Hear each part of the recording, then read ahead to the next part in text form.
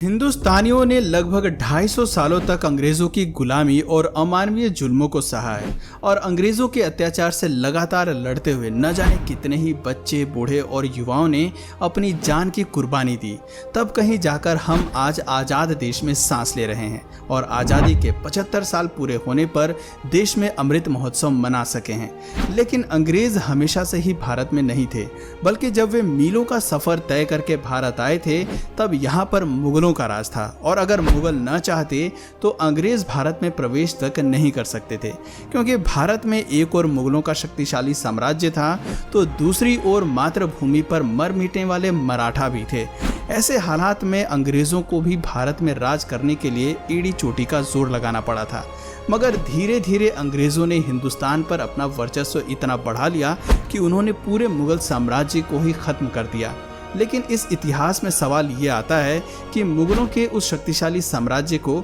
आखिर अंग्रेजों ने किस तरह खत्म किया होगा। आज की इस वीडियो में हम आपको वही दास्तान सुनाने वाले हैं। तो इसी बात पर चलिए शुरू करते हैं इतिहास के एक और नए अध्याय को।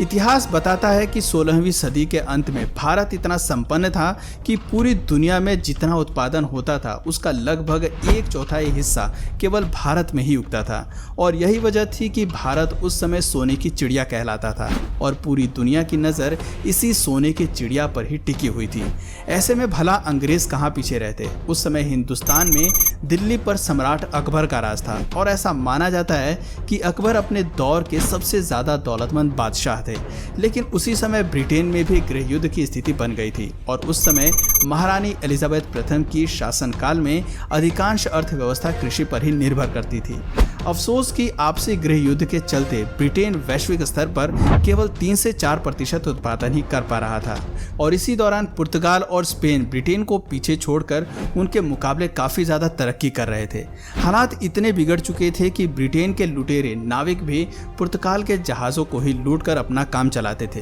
क्योंकि ब्रिटेन में लूटने के लिए कुछ बचा ही नहीं था। लेकिन उसी दौरान एक ब्रिटिश नाविक को समुद्री यात्रा के दौरान भारत की अपार संपदा और समृद्धि के बारे में पता चला और ब्रिटिश गवर्नमेंट तक ये खबर जल्द ही पहुंच गई। फिर आया समय सन 1600 का, जब 200 ब्रिटिश व्यापारियों ने मिलकर एक कंपनी बनाई और उस कंपनी का नाम रखा ईस्ट इंडिया कंपनी। और इस कंपनी के सदस्यों ने जब अपनी राजनीति और कूटनीति महारानी एलिजाबेथ को बताई तो वो भी ईस्ट इंडिया कंपनी को सपोर्ट करने के लिए तैयार हो गई। इधर भारत में इसी बीच बादशाह अकबर की मौत हो चुकी थी और अकबर के बाद मुगल बादशाह के तख्त पर अकबर के बेटे जहांगीर की ताजपोशी कर दी गई। साल आ चुका था 1608 का। इधर जहांगीर दिल्ली के तख्त पर अंग्रेजों की चाल से बेखबर हिंदुस्तान पर राज कर रहा था और उधर कैप्टन विलियम हॉकिंस समुद्री रास्ते से गुजरात के सूरत में अपने कुछ व्यापारी जहाजों के साथ प्रवेश कर चुके थे और बस उनके आगमन के साथ ही भारत पर ऐसी काली छाया मंडराने लगी कि जिसने भारत को ऐसा काला इतिहास दिया जो सृष्टि के अंत तक भी भुलाया नहीं जा सकेगा।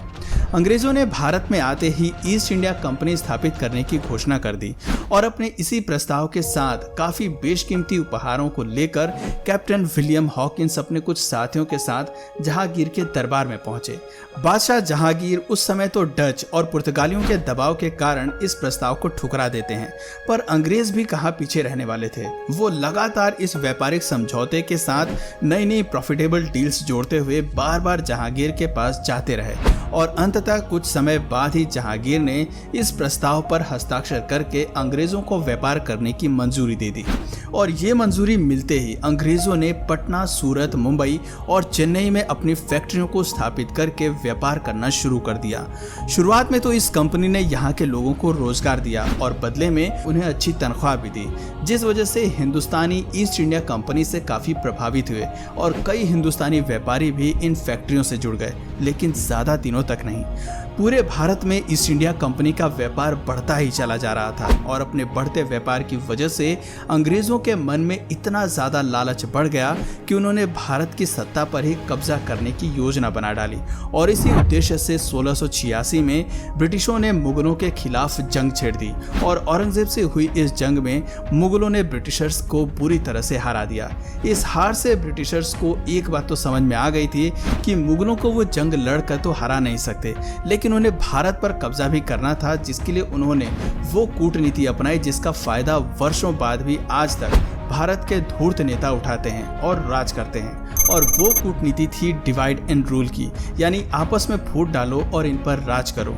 जंग में हारने के बाद ब्रिटिशर्स ने औरंगजेब से माफी मांगते हुए ये वादा किया कि वो दोबारा ऐसी गलती कभी नहीं करेंगे, और औरंगजेब ने भी उन पर कुछ जुर्माना लगाते हुए उन्हें माफ कर दिया और अपना व्यापार उसी तरह चालू रखने की आज्ञा भी दे दी। लेकिन मुगलों द्वारा ब्रिटिशर्स को माफ करना ही मुगलों के अंत का सबसे बड़ा जरिया बना, क्योंकि 1707 में औरंगजेब की मौत के बाद कई लोग मुगल सल्तनत पाने के लिए आपस में ही एक दूसरे से लड़ने लगे। और इसी लड़ाई के चलते एक समय ऐसा आया जब कुछ कमजोर शासक मुगल बादशाह बन गए, जो कि मुगल साम्राज्य को व्यवस्थित ढंग से चला ही नहीं पाए। ये अनुभवहीन मुगल बादशाह रोज नए नए नियम बनाते और उन्हें बदलते रहते, और उनकी इसी तरह की बेवकूफियों के चलते अंग्रेजों को मौका मिल गया अपनी चाल चलने का। दरअसल 1717 में मुगल बादशाह ने अंग्रेजों को एक फरमान जारी किया, जिसमें उन्होंने बहुत छोटी सी रकम सालाना फीस के रूप में देकर बिना किसी लगान या कर के व्यापार करने की इजाजत मिल गई। और इसी दौरान पर्सिया के राजा ने मौका देखकर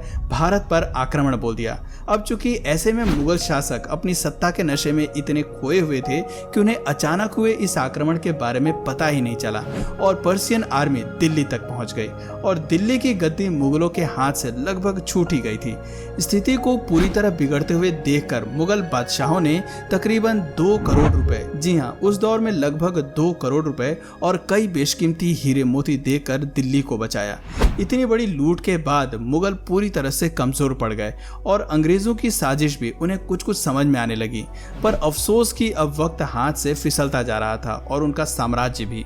अंग्रेज लगातार भारत पर कब्जा करने की अलग अलग रणनीति अपनाते जा रहे थे, जिसके पहले चरण में उन्होंने बंगाल के नवाब सिराजुद्दौला को तख्त से हटाने के लिए जंग छेड़ दी, और साथ ही साथ अंग्रेजों ने वहां के हिंदुओं और मुसलमानों में आपसी फूट डालकर डिवाइड एंड रूल की कूटनीति लागू की, जिसे संभालने में नवाब सिराजुद्दौला नाकामयाब रहे और नतीजा अंग्रेजों के लिए फायदेमंद रहा। प्लासी के युद्ध में सिराजुद्दौला को हराने के बाद अंग्रेजों ने सिराजुद्दौला के सेनापति को अपने साथ मिला लिया और उसे बंगाल का नवाब बना दिया। समय बीतता गया और भारत पर अंग्रेजों की ताकत और अधिकार भी उसी के साथ साथ बढ़ती जा रही थी। सन 1764 में अंग्रेजी फौज ने बक्सर के युद्ध में अवध के नवाब, बंगाल के नवाब और मुगल नवाब शाह आलम द्वितीय, इन तीनों को हरा दिया। इसके अलावा निजाम और मराठों के बीच में भी फूट डलवाकर अंग्रेजों ने पहले तो उन्हें लड़वाया और फिर उनकी लड़ाई का फायदा उठाकर खुद उनकी कमजोर सेना को हराकर उनकी रियासतों पर कब्जा कर लिया।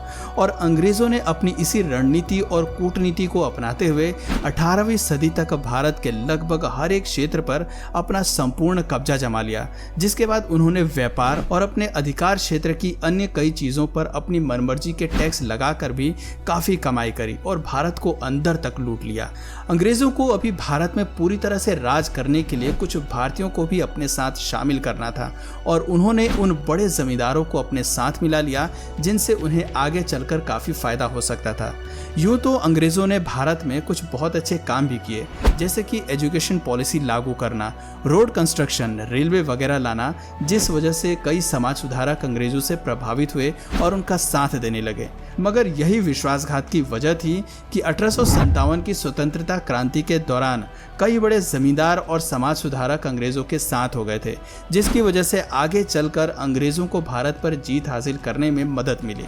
भारत पर जीत के साथ ही मुगल साम्राज्य के आखिरी बादशाह बहादुर शाह जफर को अंग्रेजों ने अपना बंदी बनाकर रंगून की जेल में भेज दिया और उनके बेटे व खानदान के तमाम लोगों को मौत की नींद सुला दिया और पूरे भारत को अपना गुलाम बना लिया। तो दोस्तों, ये थी वो दुख भरी दास्तान जिसमें मुगलों की एक गलती और अपने निजी स्वार्थ की भावना ने अंग्रेजों को भारत में पांव पसारने का मौका दे दिया, और उनकी इसी गलती का खामियाजा हिंदुस्तानियों की कई पीढ़ियों को भुगतना पड़ा।